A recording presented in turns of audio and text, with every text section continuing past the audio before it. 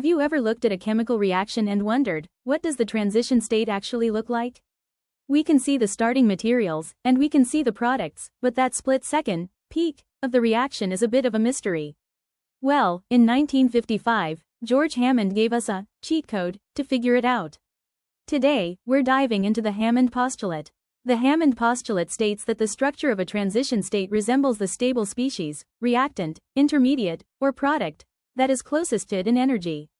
Think of it like a bridge between two mountains. If the bridge is much higher on the left side, it's probably going to look and feel more like the left mountain.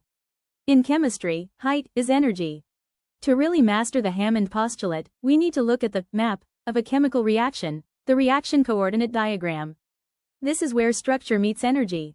Let's break down the two main paths a reaction can take. Exergonic or exothermic. First up, exergonic or exothermic reactions. In these, the reactants start at high energy and release it as they drop down to form stable products.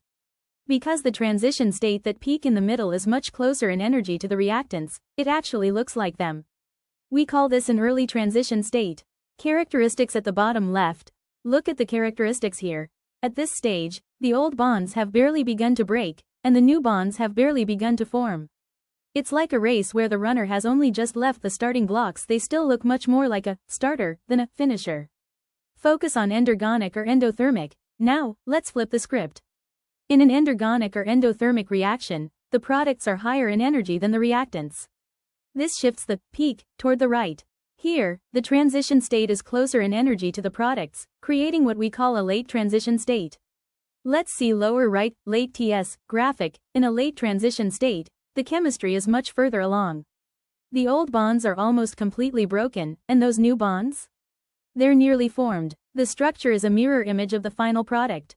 So, here's your cheat code. If it's downhill, exothermic, look at the start. If it's uphill, endothermic, look at the end. By connecting structure to energy, the Hammond Postulate turns that mystery peak into a predictable science. You might be thinking, okay, cool shapes, but why'd I care? Well, the Hammond Postulate is the secret to understanding selectivity, why a reaction chooses one path over another.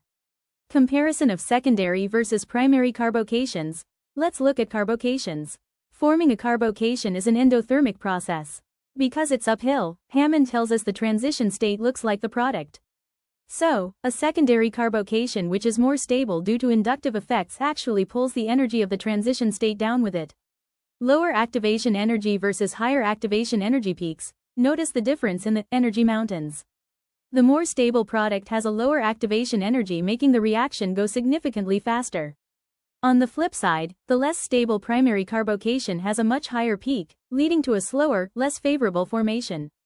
Here is your key takeaway. If you want to know how fast a reaction goes, look at the stability of the species most similar to the transition state.